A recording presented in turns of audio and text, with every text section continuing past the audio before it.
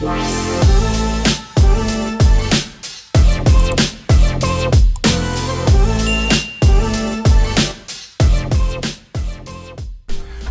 up, everybody? It's your boy, Tasman Holloway, man. You locked into another episode. Make sure my guy's not crooked, though. Hold on, let's make sure my dude Nipsey ain't crooked, man. You can't be doing that crooked business with Nipsey, man. You know what I mean? Make sure my joint ain't crooked, man. All right, man, yeah. And make sure Choppin' It Up ain't crooked either, man. We can't be having no crooked business in here, man. You know what I'm saying? Everything fresh. Everything fresh, man. So, yeah, welcome back to Choppin' It Up, man. Episode, I believe, 15 or 16. I don't know, man. We've been on a roll this last week, man. But, super gracious to be who I'm in the room with right now. Shout out to my guy, Steve Canty. One of my longtime friends, colleagues, you know, we just been rocking for over last 7, 8 years. Time been flying. Time been flying. Met him through another colleague of mine. Shout out to my dude, Dre, AKA, what you want to call him? Because he was your roommate. Does he go by Gorgeous Dre? Gorgeous Dre, or what's his other name he go by? Kraft. My boy Kraft Cheese, man. So yeah, we met years ago. I think I was cutting the mall, and then Dre was obviously coming through there. I didn't really know Kraft at the time. He was coming through there. I think he was his son was getting cut or something like that, and I was cutting in there. And then I think eventually we ended up linking up on some music stuff, and they were calling you, what was your rap name at that time? Scubba Steve. Scubba Steve, right? So don't forget the 2 B's. Yeah, so Scubba Steve was rapping, and I believe that man, what's the word I want to use? Like he had I think he was coming to the shop and say, hey man, like I rock with you, what you got going on, like we should get into some music shit, man. I think you were roommating with Kraft at the time.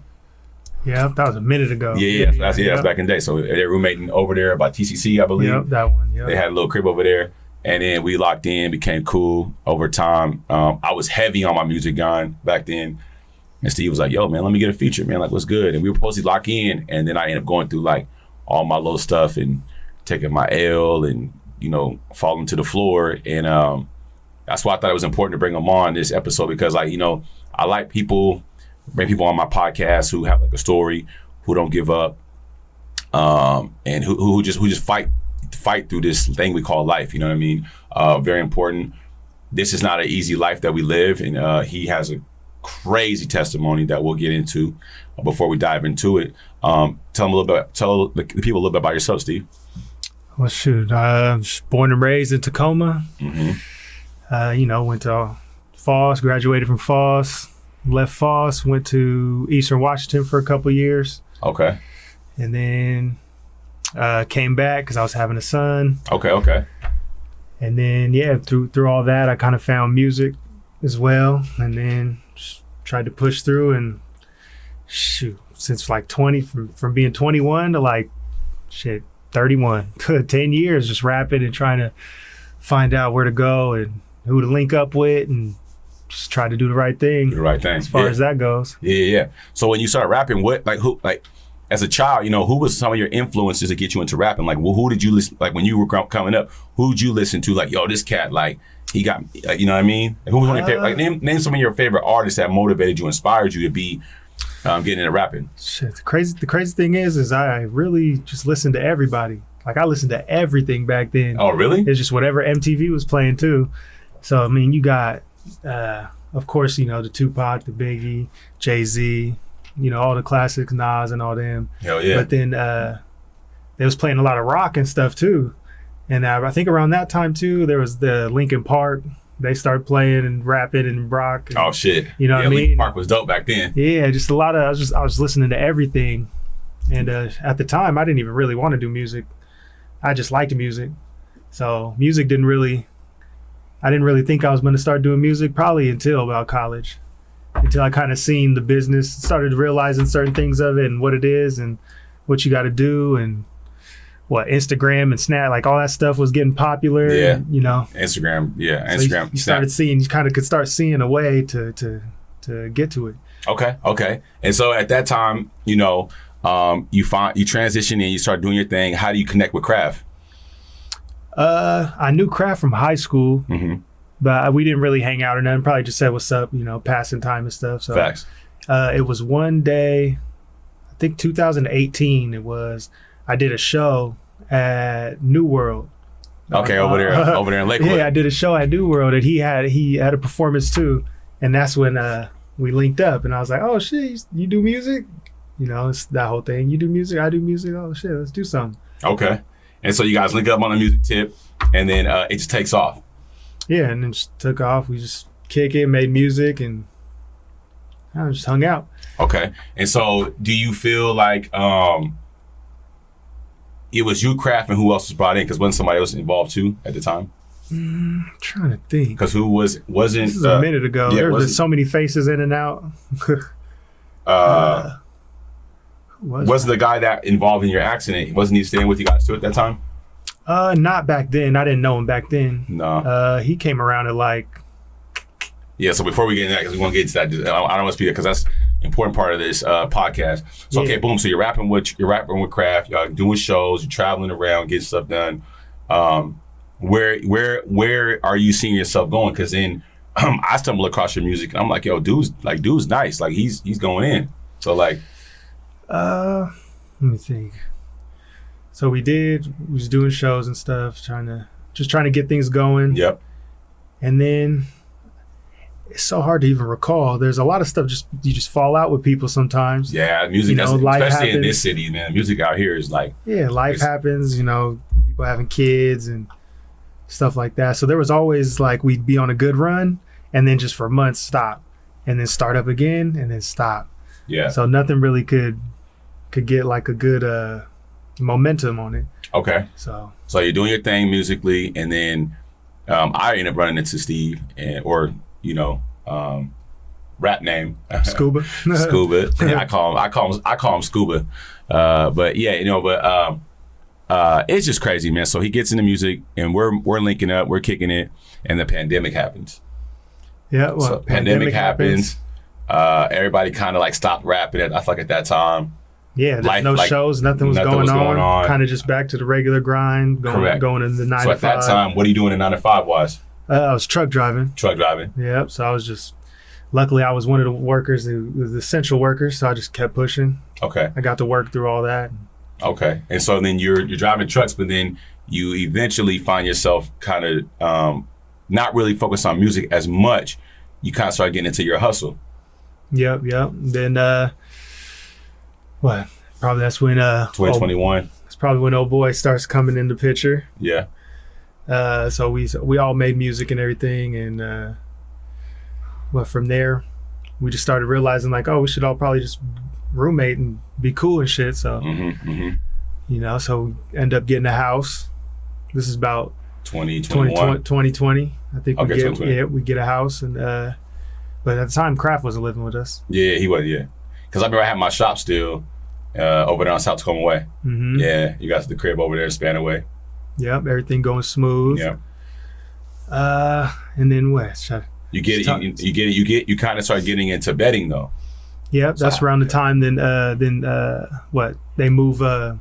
What's it called? Emerald Queen. Yeah, they opened the new Emerald Queen. So the Emerald Queen Casino. If you guys aren't familiar, we live on the West Coast. We're in Seattle, but we're in the Tacoma region of Seattle, and they opened this new casino in 2020. It's crazy. Like for us, it's like the Las Vegas setting in our city. We never had anything like that before. Like we have some okay casinos, but this one was like. This was dope. Yeah, it was dope. It was big especially for Tacoma and Fife area in the South Pierce County and the South King County area. It was big. They bring it in. I remember I went for the grand opening. I was like, damn, they got chandeliers in there. Because prior to that, they had EQC, and it was like a little it was kind of like old and like it was outdated. And, yeah, I honestly never even really been to a casino until. Oh man, compared to what they built now, that's just like they went ham on that one. So they brought MGM sports betting up to Seattle. It took a little time, but they launched the casino in 2020. I believe sports betting came around like 2021-ish. I want to say MGM partnered up with these guys. Or I don't know how they did it, but they built something called a sports book. You know what I'm saying? And it's dope as hell. Like they got a dope ass, I want to say like 100 chairs, maybe.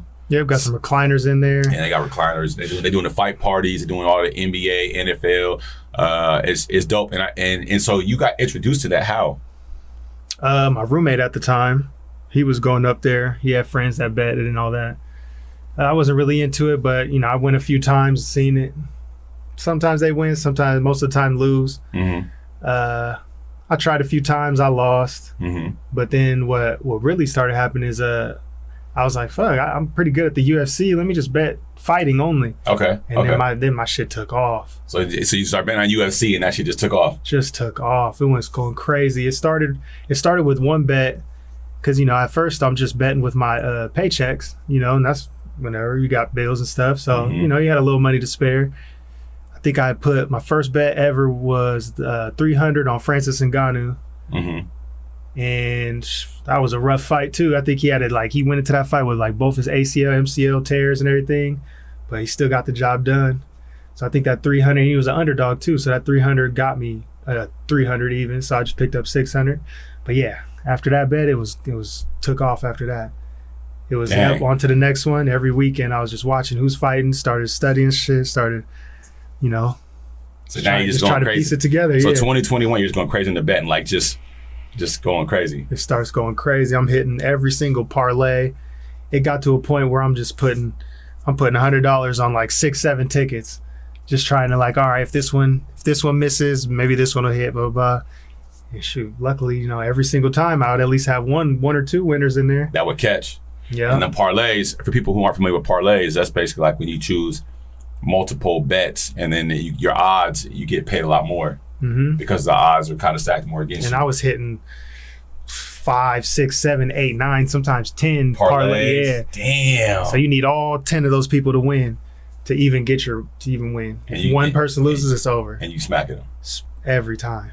Damn. So yeah, shout out to Steve. He going crazy. So he's killing the parlay game. Now you're kind of in the emotion. So now people around you are kind of seeing yo, this dude's doing his thing type shit. Yeah, then you start seeing your friends or, my roommates and everybody they ain't really as happy as you jumping up and down yes, I finally hit. And then, in the video, you kind of see your homies over there kind of salty. Damn. Maybe he lost or maybe he only hit for $100 or $200. Meanwhile, I'm 1,700. Oh, this time 3,700. Just getting salty. He was going crazy like that? It was crazy, bro. I'm telling you. Damn. The Francis Ngannou was 300, got me 6. Then I think the following one was the Sean Strickland fight. I think I got 900 off of that. It just kept getting bigger and bigger. And I started having more money to put down on my bets. And then after that, it was 600, 900, 1,700, 2,300. And then the biggest one was 3,700. And then back to 2,000. It was going crazy. Damn. Plus, I'm still truck driving, so you got that check every week too. So I'm just up, just going crazy. So okay, so you start going crazy. So then I run into him because he's been coming to the shop, getting cut, and he's like, "Yo, fam, this is last year." He's like, "Yo, fam, shit's going crazy. I'm fucking with the sports betting. Man, I made I think he said man, I'm thinking some 8 bands or something. It was something crazy. Yeah, I was up. It was crazy. It was something crazy. I was like, what? Because I have been watching this guy out of Las Vegas. We have been talking about him, Mozzie VS. Mm-hmm. We have been talking about Mozzie. We're like, man, that dude's going crazy. And he's happening yo, I'm on my shit right now. So I was like, yo, that's crazy. You know what I'm saying? So I'm like, well, let's get it popping. So I started going out to the casino with him and doing my bets, and then we started hitting. We hit a few, and I always made sure I played made sure he got his payouts, and then we started just kind of lock it in. And it's around around April last year, May. I get a phone call, or either that or you saw it on something. I don't remember if it was a phone call or somebody hit me, and I had just seen him. Literally, I just talked to him I want to say 48 hours prior to that happening. We had just literally talked. I think we hit a week before, and then I could just see it in him though. He was just moving. I remember I met him at the casino one night. I gave him some money because we had hit. And I always take care of my guy. If he throw me a play, I'm gonna take care of him. So he's like, I'm going to Seattle. He He's all dipped in butter, you know, going crazy. I think, didn't I get a hair? I probably got a haircut. Yeah. We were at the casino. Day or two before. Yep. He got cut the day or two before. And then I see online or I get a phone call or something that he's involved in a tragic accident. And I'm just blown away. Because I'm like, yo, I was just with my man like not even 48 hours ago. Like, I just seen him. We just chopped it up and was talking shit. And it was when I initially seen it, it fucked me up because I was like, all I seen was he was paralyzed. You know what I mean? All I seen online, the first thing I seen was as he was laying in the bed and he was trying to talk or whatever. He's paralyzed and tubes in my throat. It fucked me up. Neck brace. Yeah, neck brace fucked me up. Man, let's get a little bit into that. So things are going well with you. You're killing in the sports betting. Obviously, you got people around you who aren't really like. I don't want to say like. The problem with success is I'm gonna keep it 100 with y'all. The problem with success before we go into this is that everybody wants to bring everybody with them. You know what I'm saying? Everybody wants to bring everybody to the top. Everybody wants to have everybody around them when everything's going great.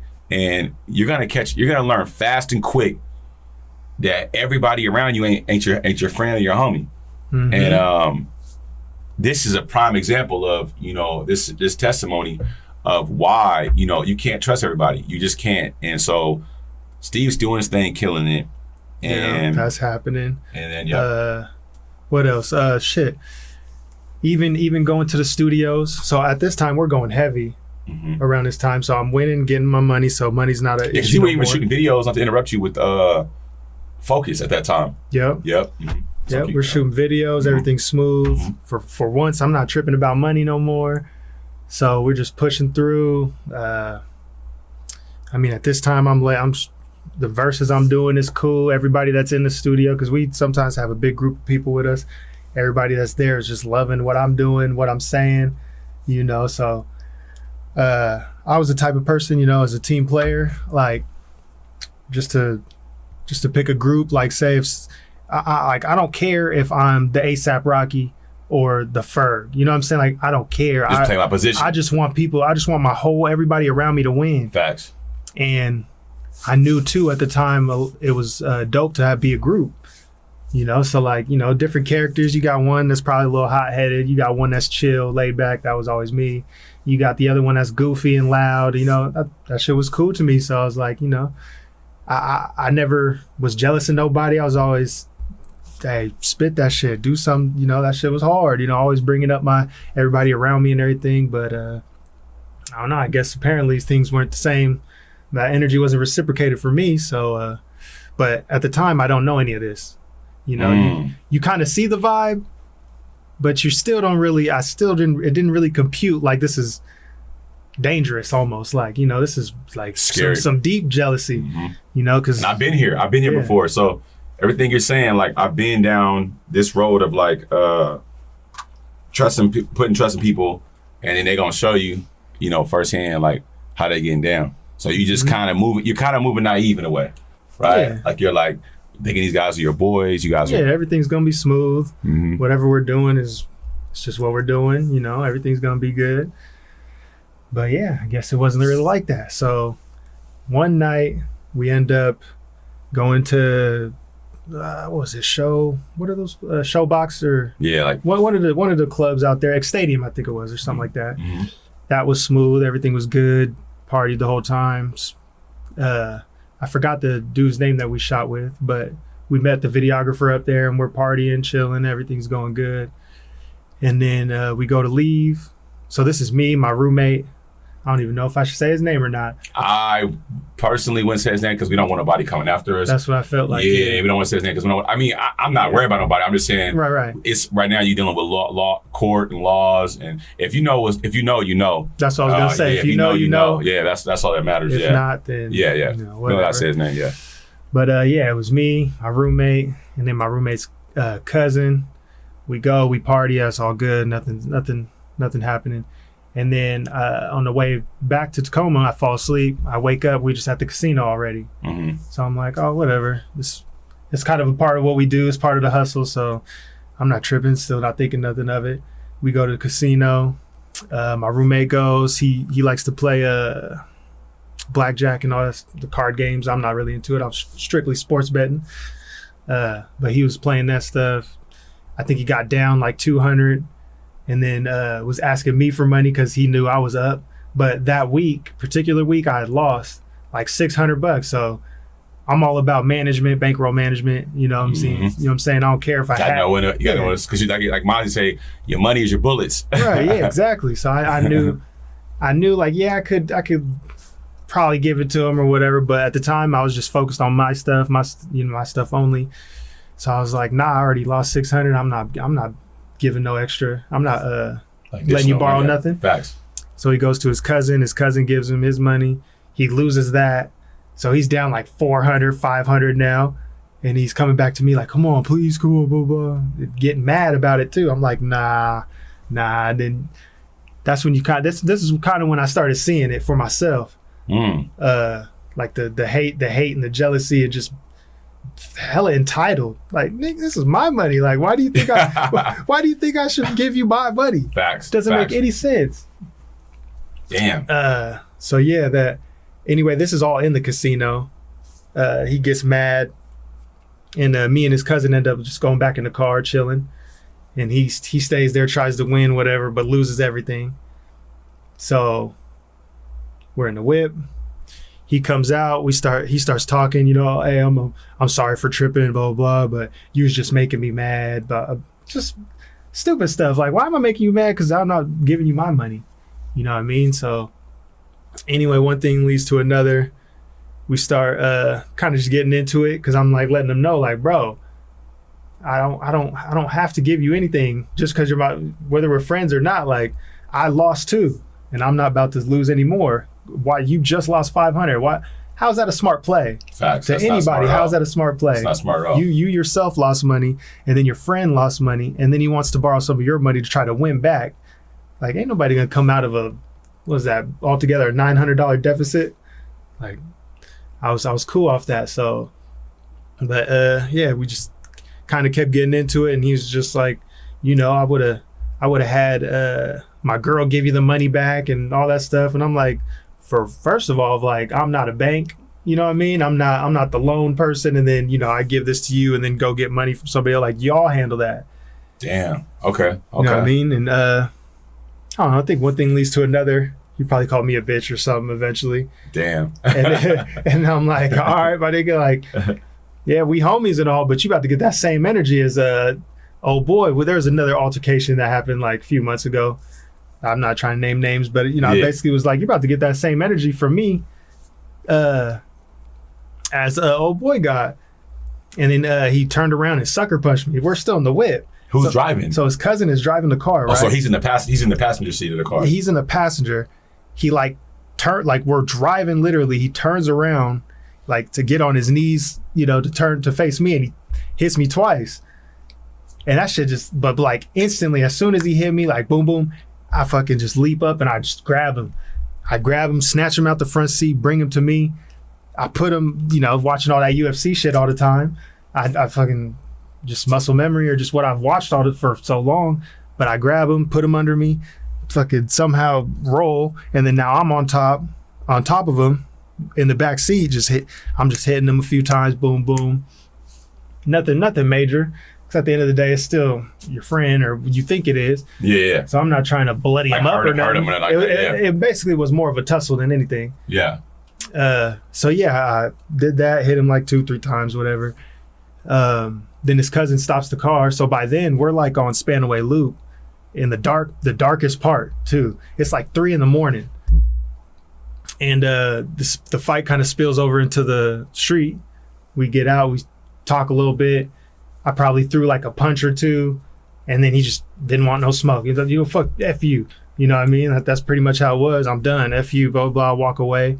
And I'm like, yeah, you know what I'm saying? You already know. you know, you see me winning. You thought you probably, you know, this is my last thing. Maybe out of everything, I could just beat him up. Yeah. Couldn't do that either.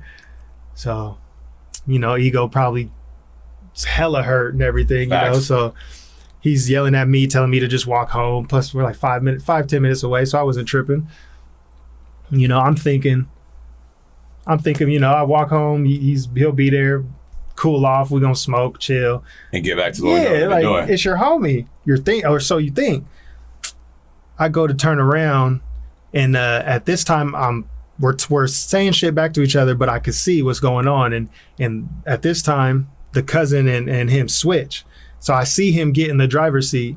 Cousin gets in the passenger. We're talking yada yada, and then I go to turn around and I throw my coat on, and like literally as soon as I get the coat probably to my shoulders, I hear the car just skirt from where it was, and then just hit me. So he tried to run me over or whatever you want to call it, but I end up going over the car. Damn. But yeah, he floors it. And it was one of those newer cars. So like, you know how they're pretty silent. You can't really just hear anything, or else I would have probably moved. I would probably moved. Yeah, that shit, it was so quiet that like by the time I probably seen like and turned around is like right when I got hit. So like boom, I'm hit. You know what I mean? So no time to react or jump out of the way or nothing. God damn. But mind you, I'm on Spanaway Loop. There's no sidewalk or anything. It's just like kind of a dirt, grass, gravel, rock type of. There's no cars come by, nothing? Nothing. It's like 3 a.m, so it's pitch black, nobody around. And I go to turn around and walk. He floors it and just hits me. And instantly can't move. Paralyzed, found out later on, paralyzed from the like chest, like sternum down, pretty much. Instantly couldn't move. Damn. So he hits you, you get paralyzed instantly. Mm-hmm. So you never passed out or nothing. So I'm just well aware. Like so you hit the ground. Hit the ground. And I see them drive off. Who I thought was my homies just hit me and drove off. Fuck it. That's the coldest part about everything. Damn. Damn. And so, and mind you, before too, also I helped. Feel me? I had a job, because I was truck driving. So most of my credentials was on the house that we had. So I basically helped this man get a house. Him and his family have a house because he had a daughter too. Even got him a job at my job. You know what I'm saying? So I did everything I could to try to help, bro. Still served it on me. Damn. Yeah, that's why, man, just hearing this shit, man, it's just mind blowing because you go through so much in life and you hear about so many stories, and I think we don't even take accountability how fast shit could change. You know what I'm saying? Mm-hmm. Like, I never question God or like, there's obviously a message in this somewhere, right? And there's a blessing in it too, right? Like it, at the time, it probably like, it sucks. And we'll get back into the story. I just wanted to kind of lay on that. Like, when you guys were out there, like, man, I'm having a shitty day, or, man, shit's fucked up for me right now. I can't figure things out. My man was paralyzed, right? And he didn't give up. So he was laying there on the ground, 3:00 in the morning, no cars around. The guy he thought was his best friend just ran him over, paralyzed him from the damn near the neck down. Can't move nothing, right? I could move my arms a little bit. They were weak, but it was strong enough to at least just move them. But I couldn't like push myself off the ground, move or. Are you serious? Barely could just move to like, I think because I was putting my jacket on, so like the hood, the hood will come up too.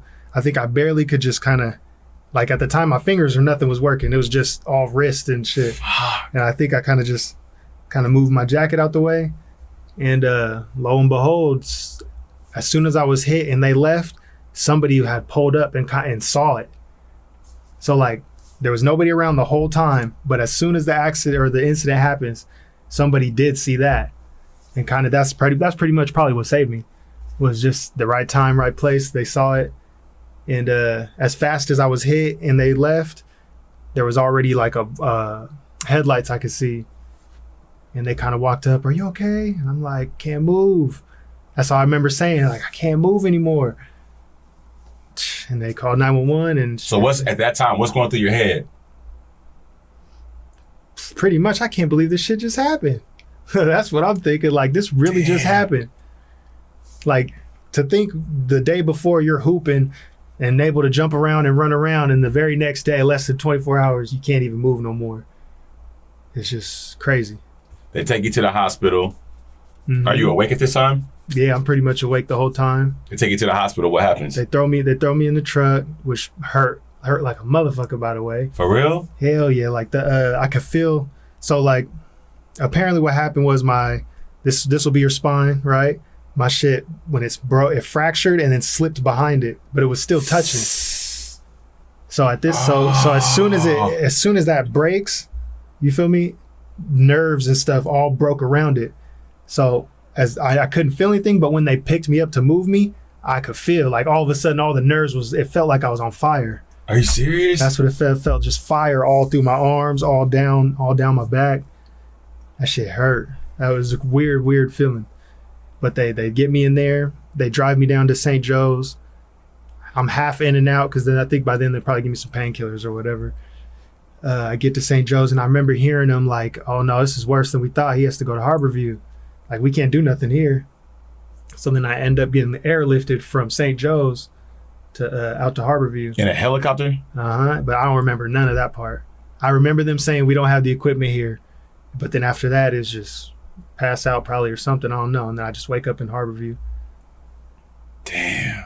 It's crazy. So wake up at Harborview and now you're like, you can't feel nothing. Yeah, still kind of just going through the hospital motions. They're wheeling me certain places and I'm in and out, falling asleep, waking up, because you'll feel good and no pain, you know what I mean, the painkiller. But then as soon as that wears off, you're like, oh, I'm hurting again. Like, shit hurts again. Damn. So, what is the mindset when you're like laying in the bed, like, yo, like I'm fucked up, like you know what I mean, like are you? Because I see the post and it doesn't look like you, and I'm like, I call you. And I'm like, yo, like, I think I'm just more blown away because I'm like, yo, I just literally was with my mans. You know, my man's always coming in, dip new J's on, you know, and to see him like that, I was just lost. I be having my own shit going on. So when I seen it, I was just lost. Like, whoa, like, I think I called his girlfriend at the time and I was asking questions. She couldn't really tell me much. And I ended up calling Steve, and thank God he answered. I don't know if he was holding the phone, if they had the phone sitting somewhere. I was able to kind of talk to him, and I got a few questions asked, and I just started crying. I felt bad. I was just like, yo, like, I think we all take this life and we just run and we run and we run and we're chasing women, and you know what I'm saying? We're stressing about what new shoes we got, what car we drive, this, and motherfucker can't even walk right now. So when you going through your life and you like, you know, I always say this shit. I always say it too when I go back and forth with real estate in the barbershop. Like in the barbershop world, I own barbershops. I see real shit, right? Like in real estate, I feel like I like it, but it's like, it doesn't give me that. When I give people the keys to their home, or like I see somebody get like approved on a loan, I love that. I like having people. In the barbershop community, I see the real world. I see people that are struggling. I see people that are like trying to survive 9 to 5s. I see people that are going through real life shit, getting paralyzed. And that's where Chopping It Up came from, because I think everyone doesn't understand that perspective of life, because everyone's always like about, oh, it's about money. I mean, yeah, I got all that shit, man. I'll tell you right now, I got all the fly shit. I got everything. And that shit don't mean nothing, because as fast as you got it, as fast as you can lose it. And besides that, people like I know are going through shit that's way more detrimental than anything I've ever seen before, and that comes to the barbershop. So, you know, when I seen my man laying in the bed, I was torn. I was lost. I felt ungrateful. I felt embarrassed. I felt a lot of things, because I was like, you know, how's this happening to this kind of guy? The most nicest client I have, never late to an appointment, pays me on time every time. Always, I mean, most solid dude I've ever rocked with. I'm talking about like, and we don't hang out every day, but we developed a friendship over time. And I just don't understand how it happens to this type of person. You gotta watch who you hang out with. You gotta watch who you're surrounding yourself with. Judas betrayed Jesus, and you know, That's the crazy part when you start getting into some of the Bible stuff. It's real. They really already had all that stuff already happened. Yeah, you know, Cain killed Abel, then Cain killed Abel or something like that. Or I think Abel killed Cain. One of them in the Bible. I don't want to misreference the Bible. No disrespect, no point intended. Yeah, but you know, it's life is crazy, man. And I think that when I see my man in that predicament, it fucked me up. And so his girlfriend at the time, she was solid. She was holding shit down, and she had reached out to me, and she wanted me to come cut his hair at the hospital. And obviously, we're still going through COVID, so it's like limited people that could be there. Everyone couldn't be there like that, and I couldn't see him like that. I was fucked up. I was just torn by it. But I met another client that came through. He's going through rehab at this time. He's going through not to kind of fast forward too fast. They did surgery on your back, on your spine? Yeah. So it was instantly did surgery. Okay. As soon as I got to Harborview, I think they said it was like a 16-hour surgery. It was something real long. They had to do 2 separate ones. One to just put the spine right back together, and then another one when they added the rods and the screws and all that to put it all together. I guess that took like 16 hours altogether. Damn. So at that time, when you're getting wheelchaired around, they're telling you like you're never gonna walk again. Yeah, they gave me a 5% chance. 5% chance. 5% chance they walk again, right. Guys. So literally, out of 100 people, only five of the people with the same injury as me is gonna be able to walk. Are you walking right now? Walking. You can move your hands right now. Yeah, can move all that. It took a long time to get the strength back. Like I couldn't even take like a chapstick off, like the cap. Couldn't open a bottle of water. Can you open this right now? Oh yeah. Show them on camera. Yeah, all this is there. That's good. It's probably because I got everything in there. But yeah, just hold it right here, pull it. I want to show you can zip it closed. Oh yeah. Y'all seeing that shit, right? Yeah, everything's back. But before, you back. You want to show me you can stand up real fast? Couldn't pinch anything. Show me you can stand up real fast. Hit the little stand up. Yeah, we moving a little bit. We getting a little bit better. Standing up. And they told you had a 5% chance to walk again. 5%. Damn. You guys are seeing this shit. I mean, this is why I had to get my man on the podcast. Still not back to, jogging or nothing, but at least I can move around on my feet. Fuck. Damn. It's just crazy, man. It's crazy. So he's going through everything he's going through. Kind of trying to get himself back in the groove. This happened last May. Yeah, May 1st. May 1st of 2022. We are now in the end, almost end of May, a year later. My man's walking, back killing the books again, back doing his shit, and God is great. So, not to get to that, because we're going to get to that in a second. So, you're in the hospital. They're like, hey, you're never going to walk again. Take us through that mindset. Take us through that mindset of, how did you not give up? Literally, prior to that, you were just walking, kicking it, doing that, playing basketball, and all of a sudden now you can't even open a bottle of water. Can't do it. So where's that mindset? How do you stay focused and able to like keep going and shit? You know what I'm saying? I feel like I just tried to stay positive. At the time, I wasn't trying to hear it, so it was a little bit of probably the good naive. I was just like, nah, I'm not hearing that. There's no way I'm about to just be like this for the rest of my life. Damn. So I don't know. This can't do it. Did you cry at all? Did you be honest with us? Did you cry? Did you Absolutely. Were you depressed? Absolutely. Not eating? All of the above. Lost weight? Oh yeah, I lost like 30 pounds. The first 10 days, dropped like 30 pounds. 30 pounds. Crying? Balling. Just randomly too. Everything would be cool. It's just, some days it's just normal or whatever, but you might just be watching TV and then you're just like, damn. You see the sun shining out. I think at the time too, so this happened on May 1st. May 13th was my son's birthday. He was turning 6. So I was in the hospital that whole time. So there's a bunch of stuff going on. You got the summer going on. Got to sit in the hospital the whole time. Son's birthday going on. Had to sit in the hospital. Shit. Damn. And then at that time too, you just instantly overnight too, you lose your legs and you lose all your friends who you thought were your friends too. So all at once, I'm just like, damn, it's just crazy. Do you think there's a message in this whole thing by God or like or whoever the higher person is? Do you think there was like a message? What did you take from it? Because somebody had your back. Even if you're not even spiritual, I'm just saying like somebody had your back.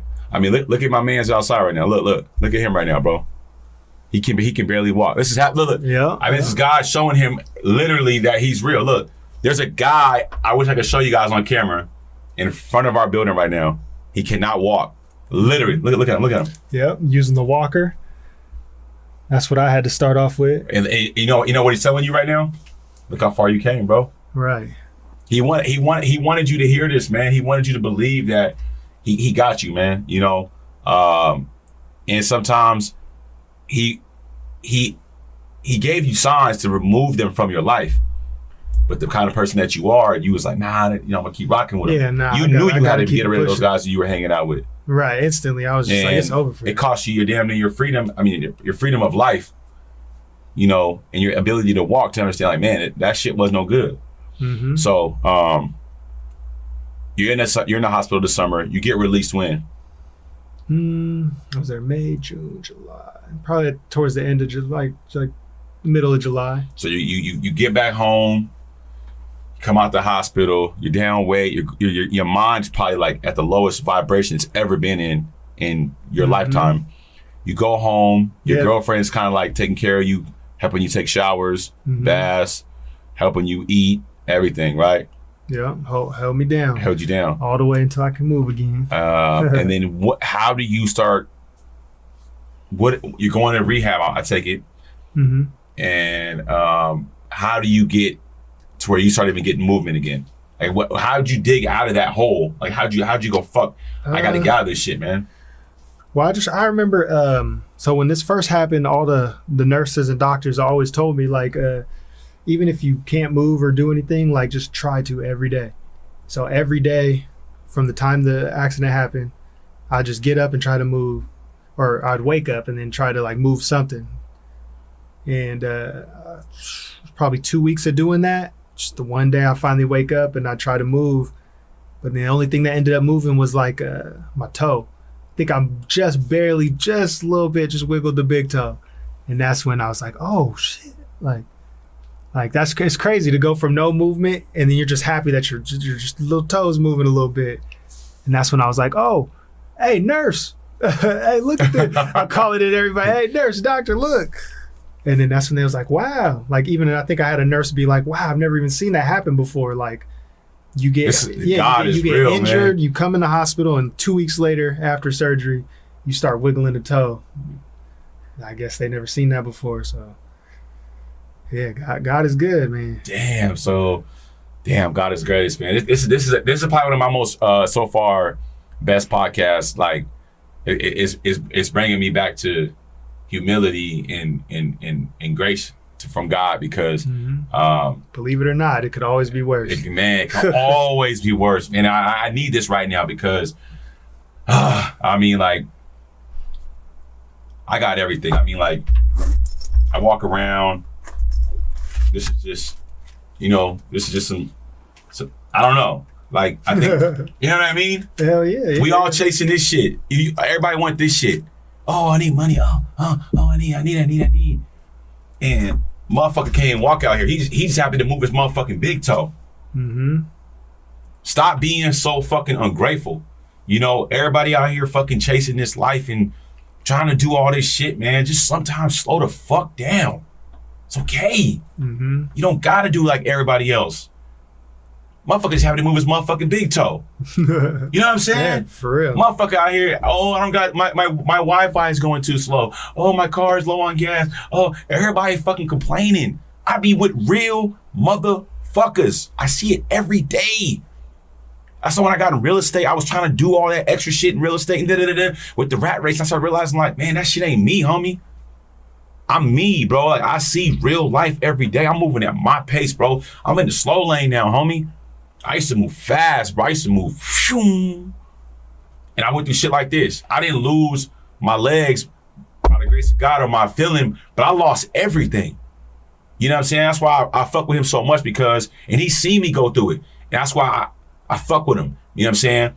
Motherfucker would have went to Tacoma Narrows Bridge and they getting jumped off that motherfucker head first. Mm-hmm. I know a lot of people. This shit is real. You guys understand? This shit is real. Like, motherfucker lose everything. Motherfucker loses feeling in his toes, fingers, dealing with, man, life. Driving trucks, kids, throwing them in the air. Take that shit and run and be thankful, homie. If you could go right now, run outside, run. Right. Pick your son up, your daughter, throw him in the motherfucking air, kiss him on the forehead, put him back down, and then run back to the house. Right. And he ain't the only person going through this shit, man. There's some people that are going through certain stuff and they're not even enjoying their life. They're not even enjoying the moment, not even enjoying the time. I think God parked him for a second because he about to give him his second run. And I know what's coming for this motherfucker right here. I know what's going to have to happen for Steve, man. Because God did not give up on him. God did not say, hey, man, fuck that. You ain't going to have none of this shit. God had to rewrite his journey. And I'm the first platform that really, put on a platform publicly. Because I wanted, we gonna get into why we got to this. But yesterday, we was sitting in the casino yesterday, and we was chopping it up early in the morning. We did an early bet, and I'm just listening. I'm like, man, this motherfucker came so far. I look up to him because I be wanting sometimes to throw all this shit away. I'm like, man, this shit too much, man. I got Turo, podcast, YouTube, TikTok, Instagram, barbershop, real estate, business partner. I got all these things I'm doing. I've learned lately, I've just been like slowing down with everything. Like, I ain't rushing no more. Like, cause I do people like this every day. I'm like, a motherfucker was so happy to move his big toe. He's happy just to probably be able to take a shower now on his own. Mm-hmm. I'm up, moving and grooving and just so what is it all for? What are you really doing everything for? Find your why. And,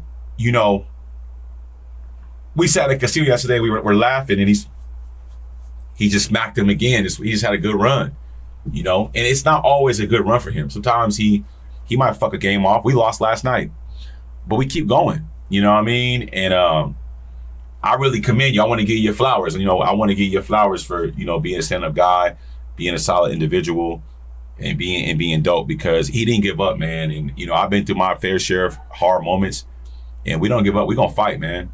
One thing about us, man, we're going to fight. We're going to keep going. And I think he got way more to go. This is only 1 year of the plan. You know what I mean? Mm-hmm. This is only 12 months after what happened. And look what God has done in 12 months. This man's back up and moving, fresh J's on his feet, moving his arms, moving his fingers. After they told me he had a 5% chance to ever walk again. Mm-hmm. And he's walking and he's talking and he's breathing and he's living. They said I was like an inch away or a quarter inch away of if it was just a little bit more higher, the arms would have been done. I probably would have been Christopher Reeves. Paraplegic type shit. Yeah, blowing in the little thing to move around. Wait, what's he blowing in? So there's people like that are just like paralyzed from the neck down. They'll have like a straw looking thing, and they like blow into that, and that moves their wheelchair. Why they gotta blow in it though? Because they can't. That's the only way. Because they can't move nothing. They're just paralyzed from the neck down. The only thing they can move is just their neck back and forth. So you know what I mean. So they can't wheel themselves. They can't even. Yeah. So they got this machine where you just blow in a straw. I don't know how it works, but the certain ways you do it, it'll go left, right. It's crazy. And then because when I was in the hospital going through all the therapies I've seen a guy like that. He couldn't talk or anything. He just had to use the little straw thing to move around. And then also, I don't know how he did it, but you could also blow in that a certain way and it'll like type for you or some. It was crazy. He had like a little robotic voice talking for him and stuff, but that could have been me. Damn. So damn. So here we are a year later. You're back in the books cooking them right now. It's the best revenge is just to become successful. So you're back on the books cooking their ass at the casino, smoking them, mm-hmm. getting them, hitting we're not worried about nobody this time around. When before I was trying to help all my friends, I was trying to be involved, like, hey, just do the same play I'm doing. That, like, we all could have had the same thing. This time I'm just focused on me. I respect that, man. He's a good dude, man, and it's good to see it, man. Because once we're gonna talk about a little bit about sports betting, though, because we didn't really touch on that. Why do you find the happiness into sports betting? I mean, money, you lose money, so it ain't always peaches and cream. But what makes sports betting so fun for you? Like, why do you do it? I think I do it because I don't know. I think because I was winning. And You think you had like a special calling in this and to be able to read the games? Because listen, y'all think sports betting is just going to the casino and then throwing the money on the thing and then walking away. That's not how it works. It's way more it's than way just more than that. throwing money on all the favorites or one of the big favorites or. So do you do homework on teams you pick? Yep. You gotta make sure, you know, if they got a healthy team. You gotta make sure if who they're sitting today. Who's you know you got to check all that because it's easy to go pick a team thinking you got all the players and then you come to find out they're sitting LeBron today or something. And you probably don't want to get up out of your gyms and shit. But do you have like a certain way how you rectify how you're gonna choose what team you're gonna parlay players, things like that? How do you know? Do you have like a person you go to, or do you have like some kind of informational site you go to get the information? So for baseball or like anything that's outside of UFC, I'll go to another source and kind of just see what they say. Just look over a few sources. It's no different than looking for a job or you kind of check 3 or 4 different things to make sure this is the right one, or it's kind of just applying that same method of thinking. Like let me go check 5 different sites or whatever and see how many people say that this person's gonna win or whatnot. But with UFC is a little bit easier for me. I'll just see who's fighting and just look up a few videos of this person, look up a few videos of this person, and then you just try your best educated guess. Like, nah, this person got him. There's no way this person's winning. So you feel like you're still like kind of in the beginning stage, because once you start getting a bigger bankroll, you plan on going ham with the betting. Oh yeah. It started. I think this run started with $7, $62 altogether. I want you guys to hear this. This is crazy. So I missed this part because this is what triggered this podcast really to even become about. Right. So I'm back down to zero. So yeah, he's back down to zero. Man, it just really warms me because this shit is so powerful. So he's back down to zero, don't got no money, waiting on SSI. They're on some bullshit. They're taking their time. He can't work. He can't make money. Going through things personally in his personal life. We don't want to get too much detail. And motherfucker just put $7 on a bet. Yeah, it was 62 altogether. So I had $7 on one ticket. And the reason why it's so low is because it was just so risky. I think I had like 10 people on a parlay. Yeah, so it's, 8? I think I had like 8 favorites and like 3 or 4 underdogs or something. Like it was a very rare win, but that's why the $7 got me like 600. So you bet $7 and won 600. Yep, $7 won 600, and then another bet was like $30 for 500, and then I think 25 for like another 400 or 500 or something, and I ended up hitting all 3 at the same time. So I turning $62 into $1,800 in one day. One event, just a random Saturday after a long streak of losing too. Scott's a fighter, man. Like, you guys got to give him his credit, man. He's a fighter. He don't believe in quitting. He don't believe in giving up. He's like, yo, I'm just gonna keep going until something makes sense. And I think that's why the dynamic of his life has been where it's at, because he just doesn't believe in quitting. He doesn't believe in giving up. He doesn't believe in like rolling over and just giving up. I mean, I see big things from my dude, man. I see him. We talk about it all the time. I want to go to Vegas. He's now. This is my bookie. This is who I use for my sports betting. I pay him. If you want to come on and get on, reach out to me or hit him up. But this is who I pay to do my. I could go through Mozzie, and there's a lot of guys out there, but I trust him. You know what I mean? And he hasn't shown me any other thing. Sometimes I do get a little mad because he will go down there and do a little bet, and he won't tell me. I'll be like, bro, you gotta tell me. But that's my brother, man. That's my guy. And we've made money together, and we'll continue to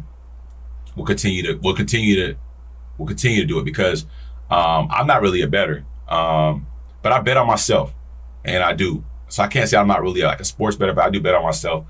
I push the limits with this shit, and and I'm crazy, and I don't give a fuck. I do what I want to do, because when it's all said and done, this motherfucker laid in that bed by himself, and he had to push himself every fucking day. Everybody that you think is gonna be your friend, all the bad bitches, all the guys that are coming around, all these motherfuckers that claim they're your friends, soon as some real shit go on, who the fuck is really there is what matters. You know what I'm saying? And you found out firsthand. I found out firsthand. Like, I don't trust anybody no more. You know what I mean? Yeah, I don't trust nobody anymore. Nobody, bro. Like, I don't give a fuck who you are. Like, I barely trust my mama, man. And you know what I'm saying? I barely trust my shadow. And that motherfucker might act funny. I might have to check his ass. You know what I'm saying? Motherfucker move a little too funny. You know what I'm saying? On that back end. But nah, man, it's just amazing. Steve is a great guy, funny dude, very humble, very solid, very courageous, very ambitious. And I see him going to the top with the sports betting shit. I don't see no one fucking with him. It's a gift. It's a gift. I've seen guys go down to the casino and try it, and they're fucking off thousands. Yeah. It's discipline, man. It's thousands of dollars have just went down the drain on sports betting. And when I seen this, I was like, man, because I never forget. It was like 7 months ago. I put in my Corvette, the red joint, and you see me, you like, oh, she got a Corvette, and that's the first time I seen you walking, and I was blown away. I was like, holy shit, this nigga's walking. I couldn't even believe it, and he's driving. You know what I mean? Mm-hmm. You're back driving your car now. Back driving. I got a little, it's like a little stick handheld. Is it hard to use? No, it's easy. It just took couple 20 minutes, 10 minutes. Back moving. Getting where you got to go. Easily. So what's next for Steve? What's next? Any more music? You still sports betting? I don't know. I don't know about the music. I kind of fell off the music. It's never too late, though. Yeah, it's never too late. It's just kind of, I don't know, it's kind of weird. Maybe even a little triggering to kind of try to be back into that realm. Yeah. And that music, because I felt like all that kind of stuff kind of led to where it was. Yeah, it's toxic, man. A lot of jealousy and shit. Everyone always asks me, why don't you back rap, Taz? I'm like, I love it from the artistic standpoint, and if I do get back in the studio, which I probably will do, because I like composing, the artist part of it, composing, making music, the beats, the symphonies, the claps, the snares, things like that. That touches my soul. But as far as like trying to be out here and really like rapping and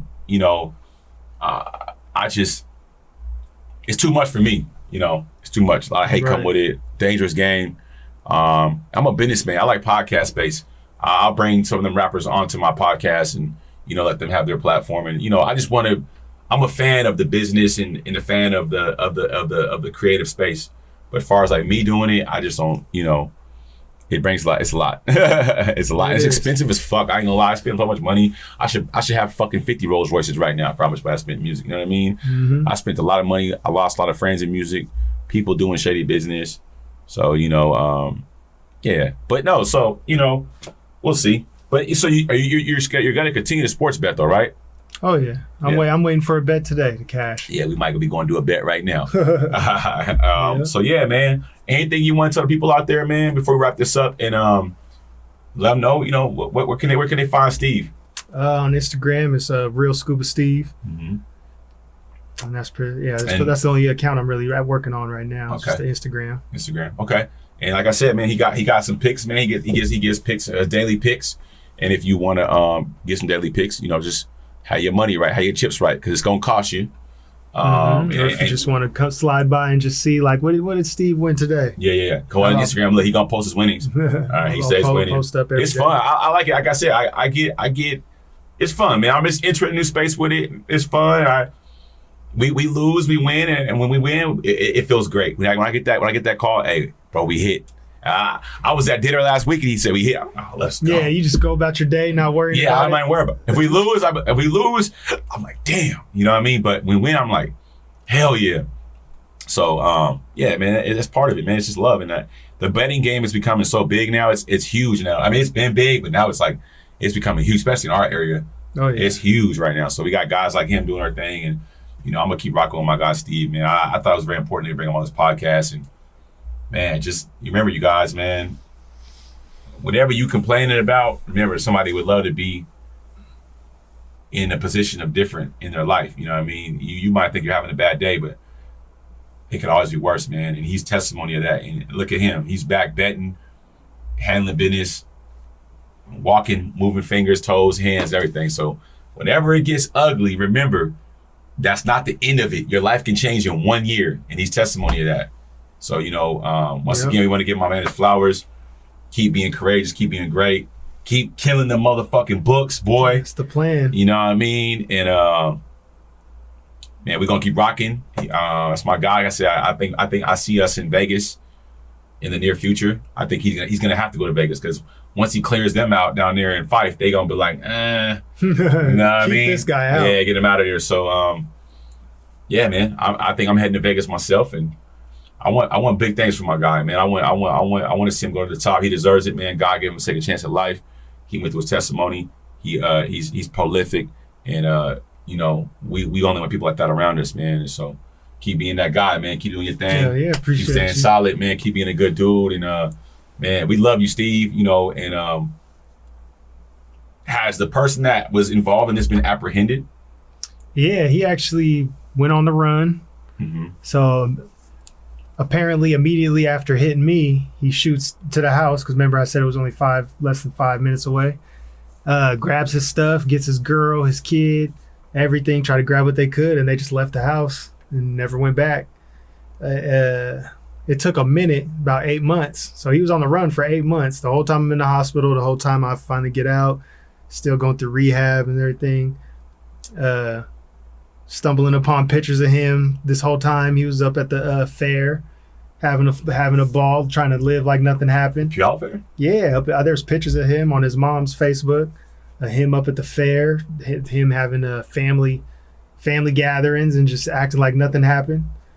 So that shit was pissed me off a little bit to see that. Okay, you really fixed yourself to be like, oh, you're my brother. Like literally would call me his brother, loves me, blah, blah, yada, yada, to fucking paralyze me. And then you just out just living your life while I fucking can't pick up my kids no more, can't play with them, can't do anything. That shit was crazy. But yeah, they finally caught him like 8 months later up in San Diego. Booked ever since like January. Damn. It's wild. Damn, life's wild, man. Well, that's gonna be the wrap for this episode. I believe it's episode 15 of Chopping It Up. Man, shout out to Steve. Big sports betting, big dog in the casino, handling his business. We getting shit done. It's your boy. It's your boy. It's your boy. It's your boy. It's your boy. It's your boy Tasman Holloway, man. Chopping it up, man. I'll see y'all in the next one. Shout out to my boy Steve. Shout out to my boy Nipsey. Chopping it up. And once again, I'll tell you guys all the time, man, even if you think it's hard, man, it can always be worse. Just keep going, keep kicking. You're already in the fire. Just keep going and keep growing. I'll see y'all in the next one, man. Peace.